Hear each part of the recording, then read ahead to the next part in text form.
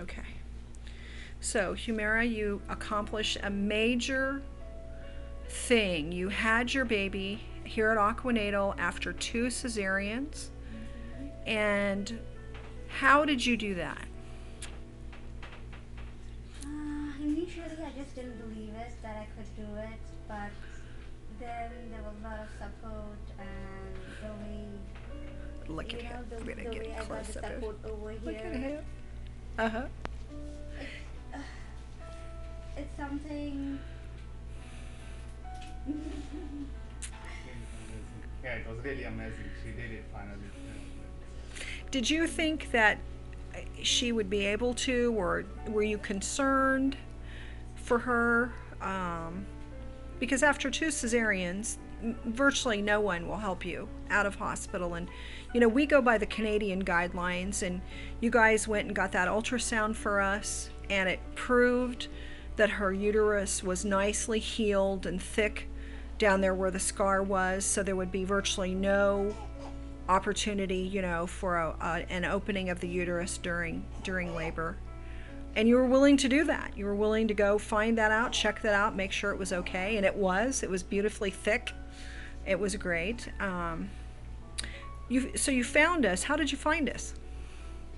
I found first I found through the ICANN website, and then I met some midwives, I met some doulas, Oh, okay. and then I got to meet them, and then that's how I got the idea about the midwives, Uh huh. especially after my going through a traumatized cesarean with my second one. Yeah. So it's then when I started doing more research, knowing what options I had, and then that was the first time I came through this option, which I'd never heard of.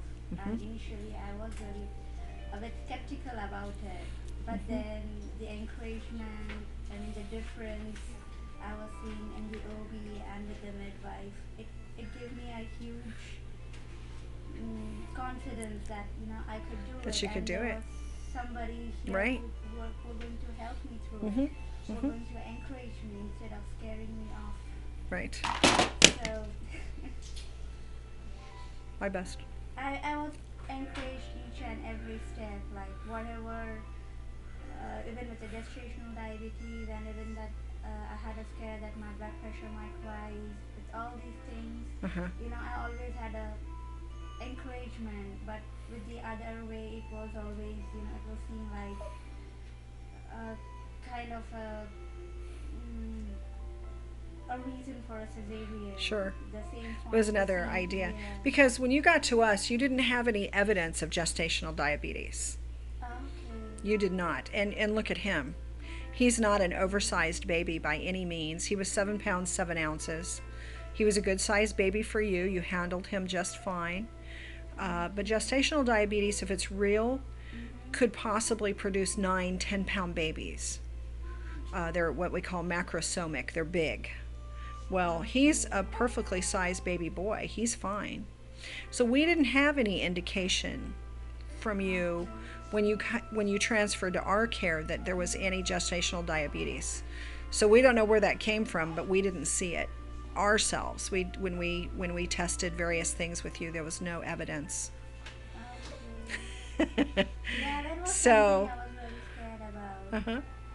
And that was one of the reasons the doctor wanted me to go for an early, uh, you know, Hmm. early cesarean or And your blood midwifery. pressure was great at all Yeah. times with us. Your blood pressure was just normal throughout Yeah. pregnancy. I mean, you were with us a little while towards the end of your pregnancy, and then throughout labor and birth, your blood pressure was fine. So there was no Yeah. problems there. I guess I was more relaxed in this You were. atmosphere. Yeah. That was the main reason compared to in the hospital. Yeah. Look at him. He is so mellow. He's so laid back. He's been nursed. He's been changed. He goes, I'm fine. I'm a perfect baby boy. Well, Humera, if you had a chance to talk to the mothers Mhm. who are in the same situation that you were in, Mhm. what would you tell them? I think they can do it if all that they need is an encouragement, Yeah. a hope, and just to try. Whatever anybody tells them, just give a try. I mean, try your level best, and then maybe whatever happens, it happens. But Right. if if you can try, if you are given the hope, I think you can do what what your body is meant Because to your body do knew it. how. Your body knew exactly what to do. Yes, It really that's did. how it has to be. That's how it has to be done. Hmm. You don't need any intervention, That's true. and it's less painful. You enjoy it. I enjoyed it till the last. It was kind of intense. I just noticed that when you remember when she placed her hand down, she could feel his head. Her eyes got so big and like, he's there. I go, yeah, he is. That time I believed that, you know. That's right. You did it. You accomplished something just amazing because you believed, you both believed in your ability to do it.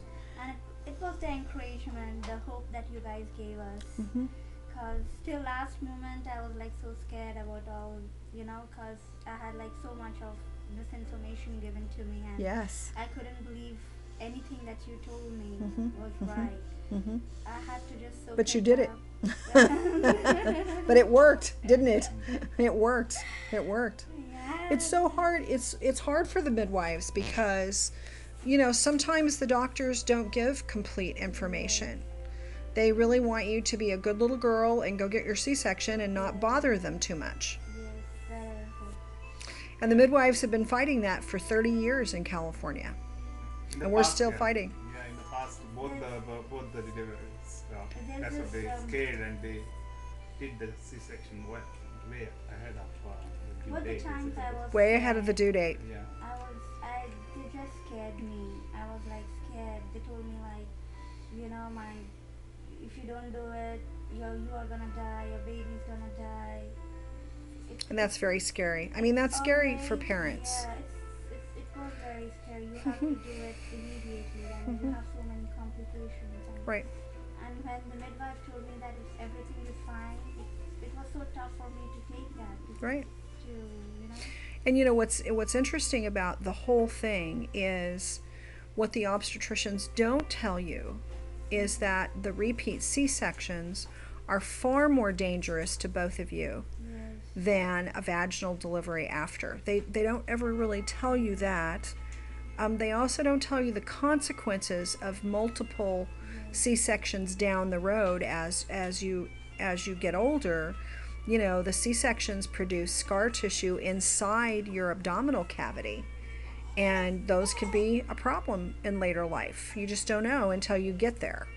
You know, you'll probably be okay. I had to have I literally had to have some reconstructive surgery because of what had happened inside of me, and you don't know. See, some women sail right through and they're okay, and some women have to have reconstruction after years, you know, 10, 15 years later. They never tell you. They only tell you you know, the complications of a vaginal birth. They never tell you the complications Of the cesarean. Yeah. See, isn't that interesting?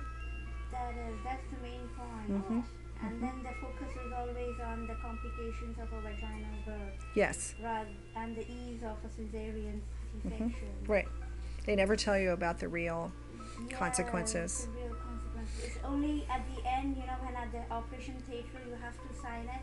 Then you come to know all this, and it's too late for you. That's It's what too late. happened Yes. with my second one. I was never told, and when I was like reading all those things, and it was like so scary. Look at him. Your son is absolutely gorgeous, Mr. Omar.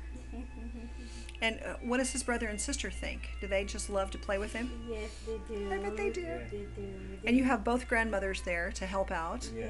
That's excellent. That's totally excellent. So that means that all you have to do, Humera, is take care of that baby. Yeah. And yourself, of course. Well, I really appreciate you guys letting me film